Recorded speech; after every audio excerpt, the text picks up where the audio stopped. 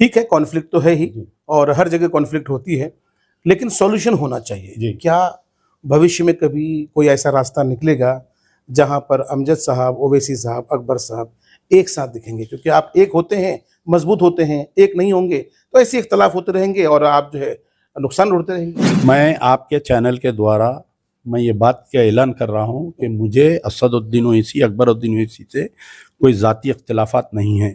पहली बात, अल्लाह को हाजिर और नादिर जानकर ये बात कह रहा हूँ। दूसरी बात यह है कि हैदराबाद में और तेलंगाना में कई लोगों ने कोशिश की कि आप दोनों मिल लीजिए, आप दोनों एक हो जाइए। असदुद्दीन ओवैसी जो बात करते ना अवाम में आके कि हम इत्तेहाद के लिए तैयार है, दारुस्सलाम के दरवाजे खुले हैं, आप जाइए, जाके उनसे बोलिए कि कल मैं अमजदुल्ला खान को लेकर आ रहा हूँ।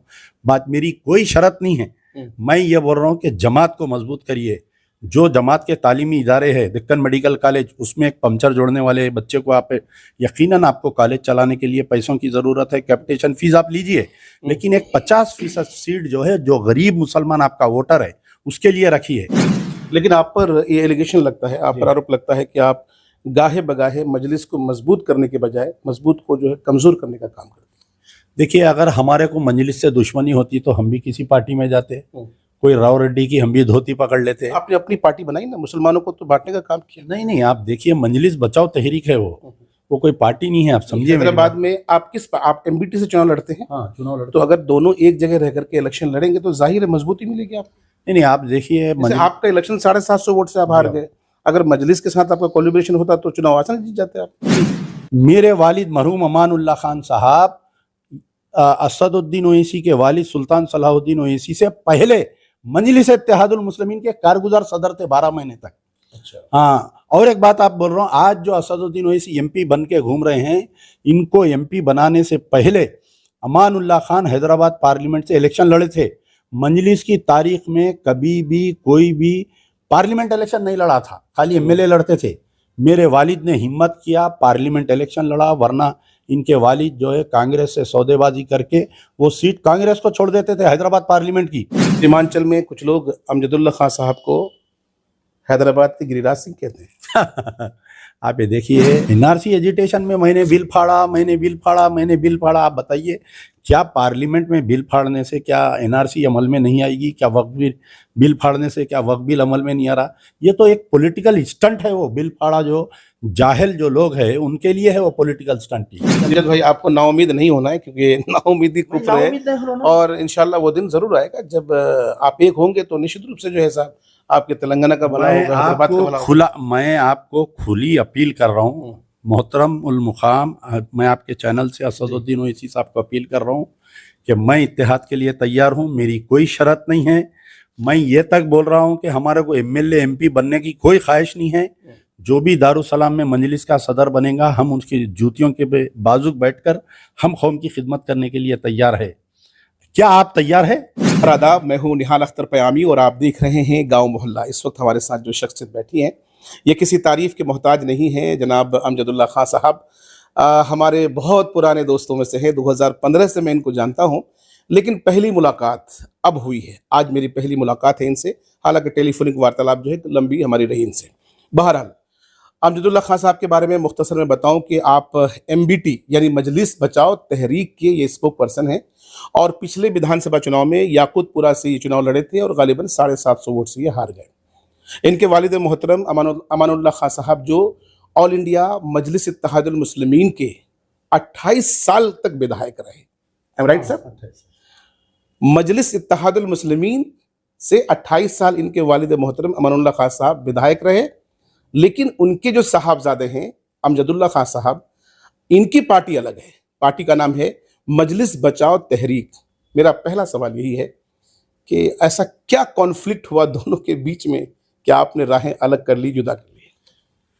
देखिए, मेरे वालिद मरहूम गाजी मिल्लत अलहाज मोहम्मद अमानुल्लाह खान साहब हैदराबाद दक्कन के बहुत ही पॉपुलर लीडर थे और जब मजलिस इत्तेहादुल मुस्लिमीन में ना एमएलए था ना एमपी था जब, तो आज जो असदुद्दीन ओवैसी साहब हैं, इनके वालिद जनाब मोहतरम सुल्तान सलाहुद्दीन ओवैसी और अमानुल्लाह खान साहब, ये दोनों ने मिलकर मजलिस इत्तेहादुल मुस्लिमीन को संगठन को मजबूत किया। और आगे बढ़ाया इस पार्टी को। आज जो भी मजलिस इत्तेहादुल मुस्लिमीन है उसमें मेरे वालिद का बहुत बड़ा हाथ रहा। 79 में पहली मर्तबा मेरे वालिद एमएलए बने थे मजलिस इत्तेहादुल मुस्लिमीन के। उस दौर में हैदराबाद में बहुत कम्युनल राइट्स हुआ करते थे। आप हैदराबाद की हिस्ट्री निकाल कर पढ़ेंगे तो आपको मालूम होगा। तो तकरीबन 28 साल एमएलए रहने के बाद में जब ये बाबरी मस्जिद मूवमेंट चल रहा था, तो बाबरी मस्जिद मूवमेंट में अचानक से ऐसा हुआ कि सुल्तान सलाहुद्दीन ओवैसी साहब को ऑल इंडिया बाबरी मस्जिद एक्शन कमेटी का सदर बनाया गया, जबकि एक बाबरी मस्जिद राबिता कमेटी ऑलरेडी चल रही थी, जो मस्जिद का case high court, supreme court में और उत्तर प्रदेश में ज़मीनी सतह पर वो लोग काम कर रहे थे।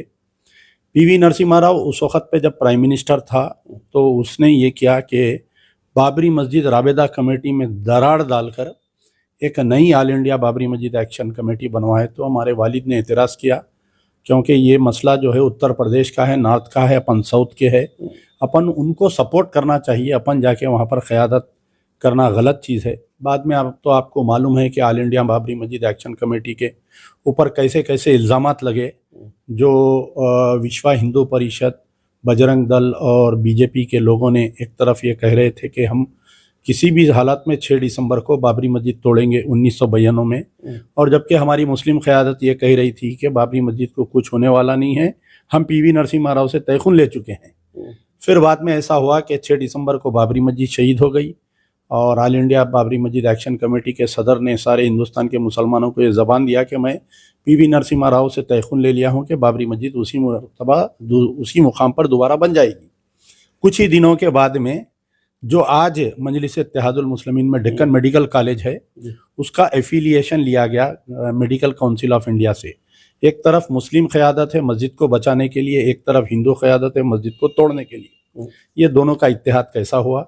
तो चंद हम सवालात हमारे वालिद ने किए उस वक़्त पे। तो हमारे वालिद मरहूम गाजी मिल्लत अलहज मोहम्मद अमानुल्लाह खान साहब को इनको पार्टी से 6 साल के लिए मुअत्तल किया गया था। तो हमारे वालिद नई पार्टी नहीं बनाए, बल्कि सेव मजलिस मूवमेंट, मजलिस बचाओ तहरीक, क्योंकि ये मजलिस इत्तेहादुल मुस्लिमीन जो है ये कोई अवैसी या नवैसी प्राइवेट लिमिटेड नहीं है। ये मजलिस इत्तेहादुल मुस्लिमीन क़ायद मिल्लत नवाब बहादुर यारजंग अलैहिर्रहमा मोहम्मद बहादुर खान बनाए सो पार्टी है ये। इनके वालिद सुल्तान सलाहुद्दीन ओवैसी के वालिद अब्दुल वाहिद ओवैसी उसके तीसरे या चौथे सदर थे उन्होंने। तो जब सदर बनने के बाद में पार्टी को जो है Owaisi and Owaisi private limited में तब्दील कर दिया गया है। सुल्तान सलाहुद्दीन ओवैसी, असदुद्दीन ओवैसी, अकबरुद्दीन ओवैसी, अब उनकी औलाद को उस पार्टी की सदारत देने की कोशिश की जा रही है। लेकिन आप पर ये एलिगेशन लगता है, आप पर आरोप लगता है कि आप गाहे बगाहे मजलिस को मजबूत करने के बजाय मजबूत को जो है कमज़ोर करने का काम करते हैं। देखिए, अगर हमारे को मजलिस से दुश्मनी होती तो हम भी किसी पार्टी में जाते, कोई राव रेड्डी की हम भी धोती पकड़ लेते। आपने अपनी पार्टी बनाई ना, मुसलमानों को तो बांटने का काम किया। नहीं, आप देखिए मजलिस बचाओ तहरीक है, वो कोई पार्टी नहीं है, आप समझिए। हैदराबाद में आप एमबीटी से चुनाव लड़ते हैं। हाँ, चुनाव लड़ते। तो अगर दोनों एक जगह रह करके इलेक्शन लड़ेंगे तो जाहिर है मजबूती मिलेगी आपको। नहीं, आप देखिए आपका इलेक्शन 750 वोट से आप हार गए, अगर मजलिस के साथ आपका कोलिब्रेशन होता तो चुनाव आसान जीत जाते आप। नहीं, इसमें यह है कि वहाँ पर जो है मजलिस इत्तेहादुल मुस्लिमीन आज 70 साल की होने को आ रही है। आप जाकर पुराने शहर के हालात देखिए, वहाँ के मुसलमानों के हालात देखिए। अगर मैं कोई बात ये कह रहा हूँ कि वहाँ के मुसलमानों में डेवलपमेंट लाने की, अगर वहाँ के इंफ्रास्ट्रक्चर को डेवलपमेंट लाने की मैं बात कर रहा हूँ, तो वो थोड़ा ही मजलिस के खिलाफ है। बोलिए आप। हम चाह रहे हैं कि मुस्लिम क़यादत में बदलाव आना चाहिए वहाँ पर। आप जो है देखिए कि भारतीय जनता पार्टी 2 सीट से लेकर आज पावर में आ गई है। आप थोड़े दिन पहले पैदा हुई सो आम आदमी पार्टी आज दिल्ली में 2 टर्म सरकार करी है। अच्छा, आप पर एक एलिगेशन और भी लगता है अमजद भाई कि जब देश में एनआरसी एनपीआर को लेकर संघर्ष हो रहे थे, प्रोटेस्ट हो रहे थे, और जब ओवैसी साहब ने हैदराबाद में प्रोटेस्ट किया, आपने बाइकाट किया उसका? नहीं, ये उल्टा बोल रहे हैं आप। उल्टा बोल रहे हैं? अच्छा। आप देखिए, सबसे बड़ा प्रोटेस्ट मार्च पूरे हिंदुस्तान में अगर हुआ तो वो था हैदराबाद में, जिसका नाम था 1 मिलियन मार्च। अच्छा। आप गूगल पे जाके सर्च करिए कि हैदराबाद में 1 मिलियन मार्च को ऑर्गेनाइज करने वाले मुश्ताक मलिक और अमजदुल्ला खान थे। हमारे साथ जो मुश्ताक मलिक साहब थे, जॉइंट एक्शन कमेटी बनाकर हमारे 70 पॉलिटिकल नॉन पॉलिटिकल ऑर्गेनाइजेशंस को तेलंगाना और आंध्रा के एक प्लेटफॉर्म पर लाकर एनआरसी के खिलाफ में अगर पूरे हिंदुस्तान में सबसे बड़ा अगर कहीं एहतजाज हुआ तो वो था 1 मिलियन मार्च इन हैदराबाद। उसको पुलिस का परमिशन रुकाया गया। उसके बाद में हम लोग हाई कोर्ट जाके लाए। फिर जबकि बीआरएस गवर्नमेंट थी और MIM part and parcel of BRS government थी, वहाँ पर जो केसीआर साहब की गवर्नमेंट थी, मजबूरन जिस दिन हम लोग 1 मिलियन मार्च कर रहे थे उसी दिन असदुद्दीन ओवैसी भी एक हैदराबाद से एक 40 किलोमीटर दूर पर उन्होंने भी एक बड़ा नहीं प्रोटेस्ट मीटिंग लगाए थे। फ्लैग मार्च बाद में लगाए थे। तो उन्होंने पूरी कोशिश की है कि हमारे को, आपको अंदाजा नहीं है, दावत नहीं की उन्होंने, आप अंदाजा नहीं कर सकते कि हम ये 1 मिलियन मार्च करने के बाद में तकरीबन हमारे ऊपर 100 से ज्यादा केसेस बुक हुए ऑर्गेनाइजर्स के ऊपर। यानी केसेस कैसे हुए, अब आप एक पुलिस स्टेशन है, यहाँ से आप लोग निकल के जा रहे हैं रैली लेके 1 मिलियन मार्च में शामिल होने के लिए, तो आप जितने पुलिस स्टेशन से जा रहे हैं उतने हर पुलिस स्टेशन में केस बुक हुआ ऑर्गेनाइजर्स के नाम पे। जबकि आप पावर में हैं, you are a part and parcel, AIMIM और बीआरएस मिलके तेलंगाना में सरकार चला रहे हैं। आप बताइए, जब मुसलमान एहतजाज कर रहा है एनआरसी के ऊपर, उसके ऊपर केसेस बुक हो रही, तो ये किसकी वहां पे हो रहे हैं बताइए आप। और आप खुद उस दिन एक मीटिंग लगा दे रहे हैं आप। तो ये है उसका 1 मिलियन मार्च का जो एनआरसी एजिटेशन का था। एनआरसी एजिटेशन में मैंने बिल फाड़ा। आप बताइए, क्या पार्लियामेंट में बिल फाड़ने से क्या एनआरसी अमल में नहीं आएगी? क्या वक्फ बिल फाड़ने से क्या वक्फ बिल अमल में नहीं आ रहा? ये तो एक पॉलिटिकल स्टंट है। वो बिल फाड़ा जो जाहिल जो लोग हैं उनके लिए है, वो पॉलिटिकल स्टंट ही है। सीमांचल में कुछ लोग अमजदुल्ला खान साहब को हैदराबाद के गिरिराज सिंह कहते हैं। आप दो लोगों से मुकाबला नहीं कर सकते आप, एक जो है मोदी के चाहने वालों से और एक अवैसी के चाहने वालों से, क्योंकि मोदी के जितने अंधे भक्त है अवैसी के उसके डबल अंधे भक्त है। और ये दोनों का आईटी सेल एक ही है। अब आप मेरा इंटरव्यू ले रहे हैं, आप इतने लोगों का इंटरव्यू लिए होंगे, आप मेरा इंटरव्यू डालिए, आपको कम से कम नहीं बोले तो एक 5000 गालियां आएंगी आपको इसमें। क्या आपको ही पता है? और एक ये है कि निहाल अख्तर पयामी, आज से खुद आप हिंदू हो जाएंगे, आप बीजेपी के एजेंट हो जाएंगे, क्योंकि आपने मेरा यहाँ पर जमहूरियत है। आप समझिए कि जिस तरीके से असदुद्दीन ओवैसी हर तकरीर में बोलते हैं कॉन्स्टिट्यूशनल हक है, कॉन्स्टिट्यूशनल हक है, इन्हों बोलते फिरते, तो हर किसी को राइट है आप कॉन्स्टिट्यूशन में इलेक्शन लड़ने का या आपकी मुखालिफत करने का, आपकी तायद करने का, हर किसी को है। तो आज से आप भी जो है निहाल अख्तर पयामी भी बीजेपी के दलाल हो जाएंगे, आप बीजेपी के एजेंट हो जाएंगे। कमेंट में आएगा, कमेंट में नहीं, आपको बड़ी बड़ी गालियां आएंगी फोन पे, आप देखिए, आप भद्दे गालियां आएंगी आपको। तो ये पूरा एक आईटी सेल है, ये इसको मैनेज करते हैं बीजेपी के लोग, इसको मैनेज करते हैं। आप ये देखिए, मैं आपको बतलाता हूँ कि हमारे यहाँ पर जब बीआरएस की तेलंगाना एजिटेशन के बाद में 2014 में इलेक्शन हुआ, बीआरएस गवर्नमेंट आई, कुछ ही देर में एक आलेर एनकाउंटर हुआ, आपको मालूम है, आप भी फॉलो कर रहे थे उसको। 5 मुस्लिम नौजवान जो असदुद्दीन ओवैसी के कॉन्स्टिट्यूंसी के है, जो अकबरुद्दीन ओवैसी इनके भाई जहाँ के एमएलए वहाँ की कॉन्स्टिट्यूंसी के है, उनको जुडिशियल कस्टडी में, आप बताइए पूरे हिंदुस्तान में कहीं जुडिशियल कस्टडी में एनकाउंटर होता क्या? बताइए आप। जुडिशियल कस्टडी के मायने ये है कि जो जज की कस्टडी में है उनको पेशी से लाया जा रहा है, हाथ में हथकड़ी है, सीट को हथकड़ी बांधी हुई है। उन 5 निहत्ते मुसलमानों को एनकाउंटर कर दिए। असदुद्दीन ओवैसी की कॉन्स्टिट्यूंसी के है, AIMIM was a part and parcel of BRS government.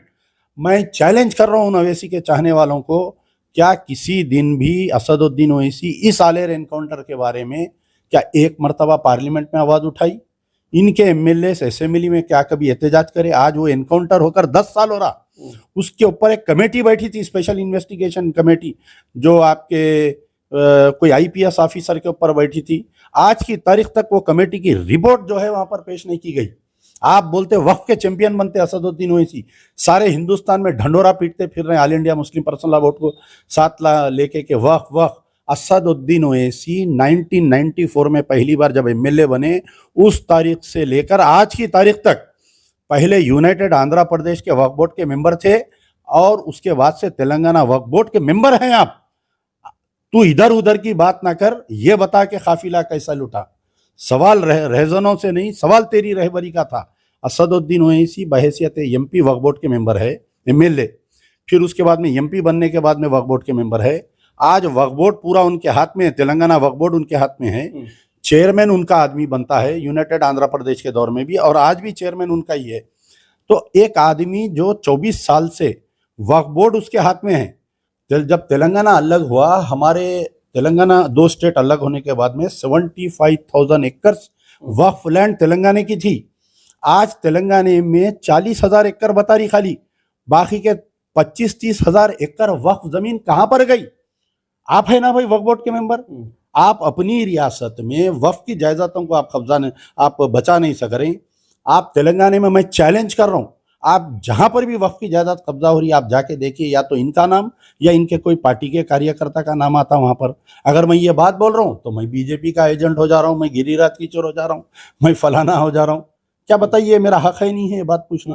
अगर आपके बिहार में वक्फ की जायदादें लुट रही है और कोई एक मुस्लिम रहनुमा वहाँ का चेयरमैन है, तो आप सवाल किससे करेंगे बताइए? आप हुकूमत से सवाल करेंगे या आपके चेयरमैन से सवाल करेंगे आप? लेकिन कहा जाता है कि हैदराबाद में एक अमजदुल्ला साहब हैं और उनके पार्टी के 2-4 लोग हैं जो दिन रात गालियां देते हैं आप ओवैसी साहब को, जबकि आपके अलावा सारे के सारे उनके हामी हैं। अगर नहीं होते तो लाखों लाख वोट से कैसे चुनाव जीत जाते वो? नहीं, आपको इसका भी कोई, आप देखिए कंपैरेटिव स्टडी बोल के आपके जर्नलिज्म में, आप खुद मास कम्युनिकेशन के स्टूडेंट है, आप एक लर्नर्ड जर्नलिस्ट है आप, मैं आपकी बहुत इज्जत करता हूं। और आपके गांव मोहल्ला को सारे बिहार की न्यूज़ देखने के लिए हम सिर्फ यही वॉच करते हैं। आपका जो निहाल अख्तर पयामी का है, हाल ही में जो अरेस्ट हुआ था एक मुस्लिम लड़के का, कौन आवाज़ उठाया बताइए आप उस लड़के की? तो आपको थोड़ा ग्राफ निकाल के देखिए कि MIM के पहले जो MP होते थे और MLA होते थे 1 लाख वोट से जीतते थे।